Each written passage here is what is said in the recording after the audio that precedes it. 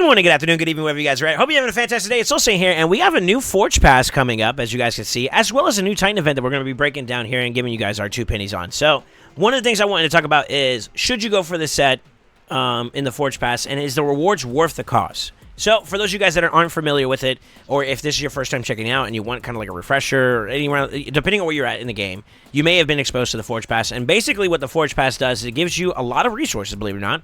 Something ranging from extra experience in terms of your progression when it comes to farming for more food, for example, Chaos Ore, Glyphs, which is kind of a big deal. Resources to Forge Pass, or to Forge, so the whole point about this thing is to get gear of a particular set.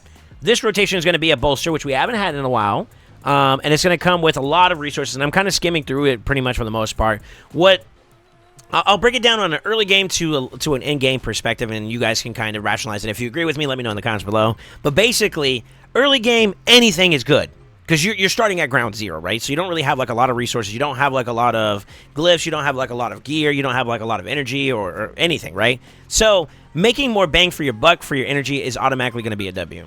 Getting more resources to potentially craft new gear is a W. Getting silver and additional resources to forge and whatnot is a W. So, like, early game players, you definitely would benefit from this. There's no loss and there's no foul from this. Glyphs early on, fantastic boost to getting you projected closer towards mid-game sooner. It becomes a lot easier, right? For the mid-game progressors, I would say this is also doubly a W, because you'll be able to get, like, everything you were netting before as an early game player, but now you can kind of fine-tune it a little bit more specifically for value for particular champions, and you can actually start looking towards like a particular benefit and a particular focus on how you're going to use the piece, right? I think early on you can kind of take whatever you get. You know, higher value and higher rarities kind of just means that you automatically have like a better chance at better stats, right?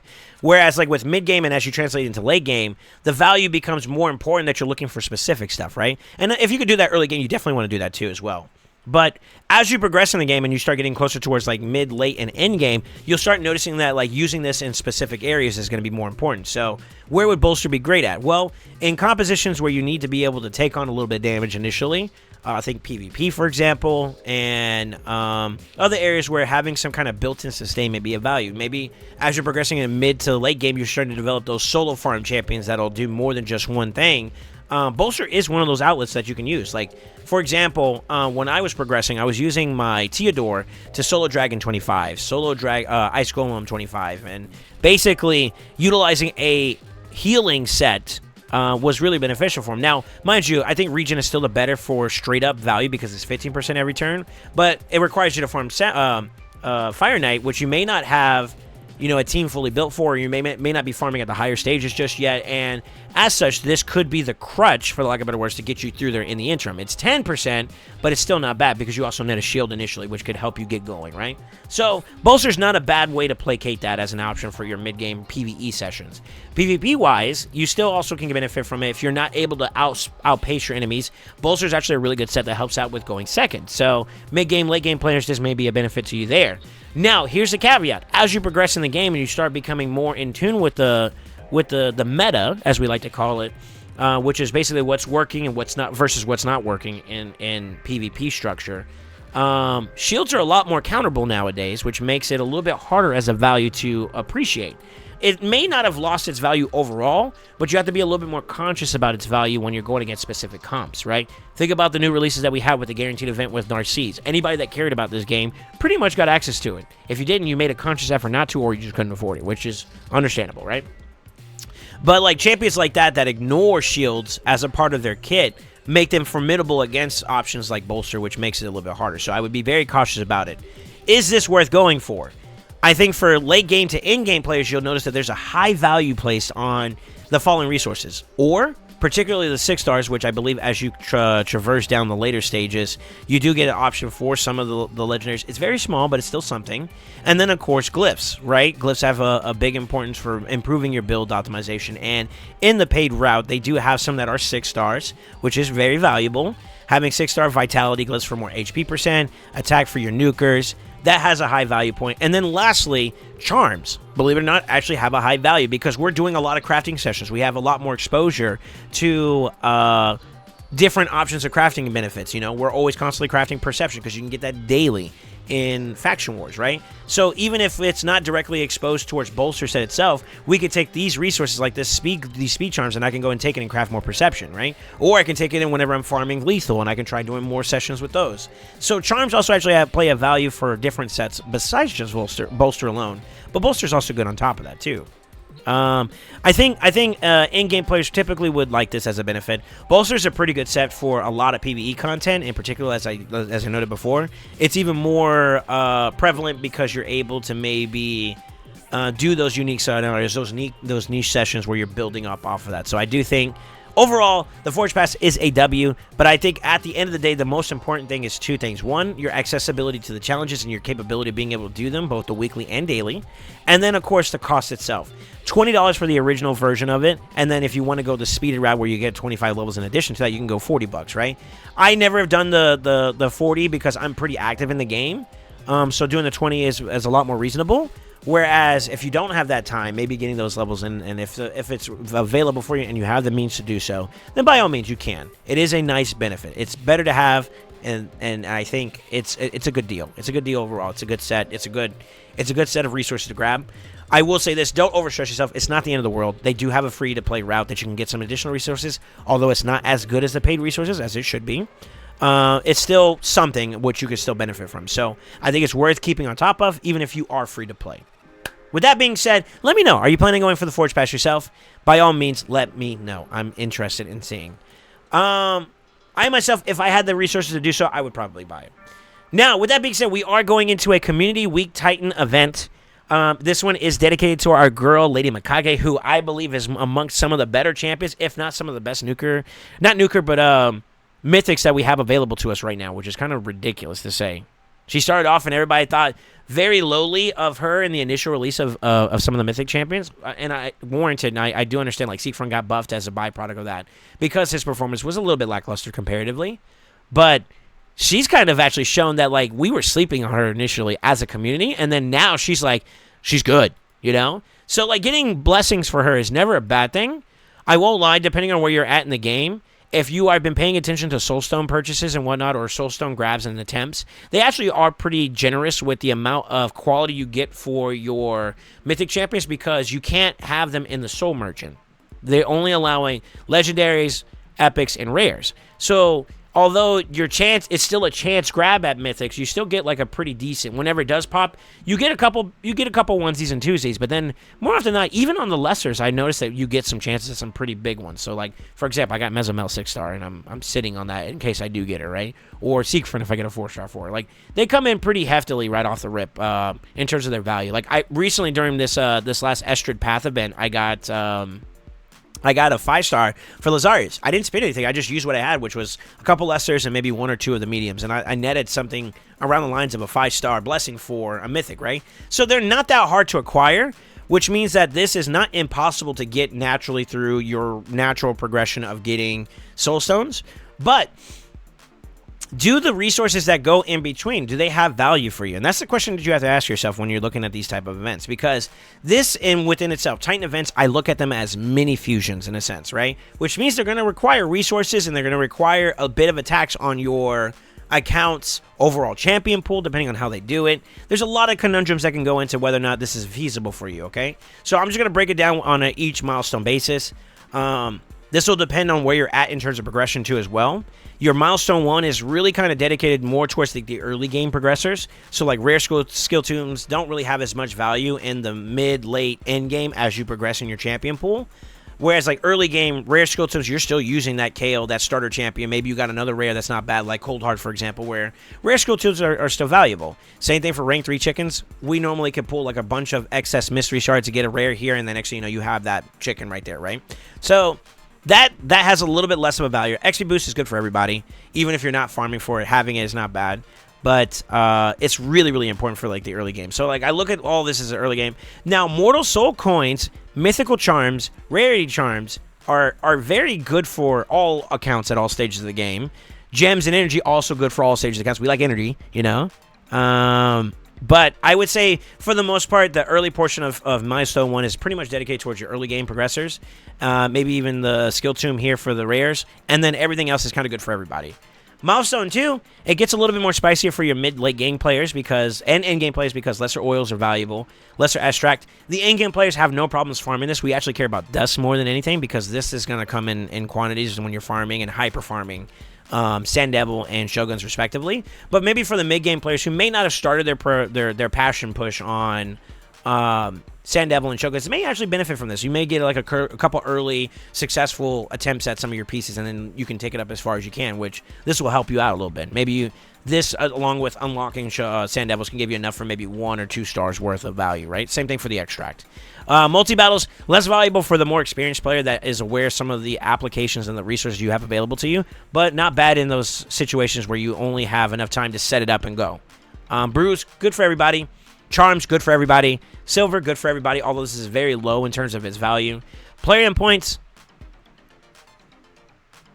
Anyways, Ancient Shards, rank 4 chickens. Shards on Ancient Sites are really good for early game, mid game, because your champion pool isn't crazy. Late game, end game, it becomes a little bit less valuable. Still good. You don't mind a yellow pop here and there, or maybe a 2x or a guaranteed. Having that extra one doesn't hurt. And then you get the first soul for Mikage. So if you have Mikage at this point and you don't have any blessings on her, this is great for you across the board. But if you do have some, this becomes a little bit less value. Now, I'm not going to lie. I was talking about this before we started the recording with my community. And a lot of it was kind of based around the fact that I feel having 2 Mikages might actually be valuable. I use one of them currently in my Fire Knight comp, which we'll do a video on. And then we'll also consider using them in PvP. And I use the exact same one in PvP. And I'm kind of like, man, if I had a second one, I would dedicate that one specifically for PvP content. And I would really bolster her stats in the areas that I would really prefer compared to what I'm currently doing. And that is something that maybe having access to an additional set of blessings may not be bad. Like right now, my current Mikage is at a 3-star blessing. And I'll take the 4, slap it on her, and use her as I currently do, but I'll save the 1, 2, and 3 maybe for something down the road if I don't get one that's of higher quality. And if I get a second one, I can slap those on her, and then, we're kind of like where we would want to be at with it, right? So I kind of feel like that's not a bad way to approach it. Milestone 3 is pretty much the same thing. This is more geared towards mid-game, late game now, primarily across the board. Epic skill tunes. It's good for early game players that may have gotten like Deacon early on or others, so it's still good for the early game players. It's going to be really hard for them to kind of get to this point, though, because unless you're like really dedicating all your resources for the event itself, and you're very frugal, and you're very patient, and you're very on top of things with your resources, you may be able to get here, but it is going to be a bit of a grind. Mid-game, late-game players, definitely, this is all good, Greater, same thing that we applied before for the lessers. Immortal Soul Coins, you start paying attention more to blessings in general, so having access to get, like, Essence, or maybe that extra soul stone to buy something or to pull for another one could be valuable. And then of course skill the chaos sword. This is where it starts becoming more valuable for like even late game players and end game players, where we are abusing the crap out of our energy just to see if we can get that better piece. And even if we get like a bad piece but it has like high rank and rarity, we could try rolling it up. If it rolls like double, triples, maybe even quad rolls, we flip it and we turn it into something that's really good, right? We always play for that extra chance, and that saves us maybe some energy down the road because we finally hit what we were looking for. So Chaos Sword, very valuable. Now Milestone 4 is where it gets really, really good for your late game to end game players. Great for everybody, but more so in particular where the value is actually used like exponentially. Superior oil, superior extract, getting that rank 6, you start getting closer towards that. Void shards, very, very prominent across the board, across all accounts, but where I'm at, where I consider myself kind of more of a late game, end game player, I am very conscious of how important voids are for me, and voids have a high placement and value. So for me right now on my account, primals are top of the tier now because mythicals are so important. They're becoming meta. And then, of course, voids right below that. I have a couple void champions. I think I counted like at least 10 or so that would be unique champions that I don't own on my account that I would love, and they would be good quality of life improvements, right? So void is a really good value. And that same application of like how my perspective of voids could apply to every account. Don't get me wrong, but I'd say like the real bang for the buck definitely could be at the late game, end game. Chaos Dust, that's an end-game experience that you really want. Late-game experience if you really, really want. Most people right now are sitting and they make a conscious effort to go to Sand Devil 25 just so they can farm this Chaos Dust. You want to take your piece and improve it to the next level. Eventually, it'll get there. It may take a couple rolls, but it'll get there. Chaos Dust is the way to do it. And that's a benefit that you get as you progress in the game. And being able to do Sand Devil 25 at a higher stage is an indicator that you're kind of getting closer towards that late game in-game experience. So Mortal Soul Stone's great across the board. Late game players and in-game players will definitely appreciate that more. Early game players would probably be happily surprised if they get something banger that they needed. So good for everybody, but really you can start seeing the impact on it as you're building up in the late game in-game. Same thing with Chaos Ore. It's applicable for everybody. You really see the results when you're starting to fine-tune your pieces at that late game in-game. Legendary Tombs, good across the board. Let's just say it like that. 3rd star milestone, if you need that blessing, right now that's kind of like not a selling point for me because I'm already there with my 1 Mikage, but maybe for future references for that 2nd Mikage if we so happen to get one. Sure, I'll take it. Now, the last milestone, which is where I would say this is for the boys. This is for the boys that are in, if you're lost in the sauce and you're in that in-game perspective. Eternal Soul Stones, valuable. Chaos Powder, valuable. Primal Shards, valuable. Jimmies, we like those. XP Barrels, you kind of don't care about this because you can farm up your champions anyways. When it comes to rank 5 chickens and XP Barrels, so that's kind of good for everybody, but it's like, you don't really care. Chaos Ore. The Mythic, that right there alone may make it work worthwhile for me to take a piece that may be mediocre and turn it into something god tier. And it's happened already on my account once across a couple pieces, whether it's legendary or mythic. This could be a game changer, and it's good to have access to it. Mythical Tombs, when you start acquiring more mythicals, this more prime, from primals or even remnants if you're lucky, mythical school tombs will start having a little bit of importance, but it depends on your champion pool and how aggressively you need those pieces at that point in time. And then, of course, the 4-star. The 4-star is pretty good. I don't have it on my Mikage, so this is like a guaranteed way to get it if I committed my resources. And along the way, getting some additional stuff along the way may not be a bad thing either. I think overall, it's an okay event. I think that we've had other Titan events that have been more enticing. I think the real definition on whether or not we're going to enjoy this or appreciate this is going to be based off of what you can do to get those. So they don't say anything just yet, but completing tournaments and events are going to be how you're going to be able to get it. Let's go to one right now and kind of showcase it. Right now we're in the middle of a 3x for Fire Knight, and it looks like you do have some web points here. That's what they're going to kind of calling it. Very comparable to like your fusion events. So this is where you need to rationalize whether or not you want to do something like this and if you have the resources to do so. So should you do it? I think the answer is yes. If you're farming already in this extra area for other resources in general, like if you're going for that Savage event because you need Savage, then this is just extra stuff along the way. The prisms, all that stuff, it's valuable, right? We place good value on glyphs because glyphs kind of are time-gated behind how many times you could do it within a day, which is basically based off of Faction Wars, and you know that's on a rotation. Chaos Sword, not bad. Prism Crystals, this particular Prism event, There's some potential good ones if you get like Legos and whatnot. They're not bad, but they're not like top of the notch either, right? So the value of this is okay, good, depending on where you're at in your perspective of this Titan event. Great or bad, and then okay. So like I think that if they do something comparable to this across the board with all your different events, then you need to just be aware that you're going to be spending some resources to get to that point. So basically, look at this Titan event as another fusion. Are you good resource-wise? If you are, and you want to go for the resources that are available in this, go for it. If you feel like it's not too great of an option in these resources and you're like, I can live without this, or I already got my 6-star and I got an extra 5-star waiting for another Mikage, this ain't really all that. Now, if you care about the primal shards and you don't want to spend on buying more shards or whatever, then yeah, you can maybe, do the hustle to get all these extra resources. But that's you placing value on the resources, not the actual blessing itself, which is the tent pole for this event.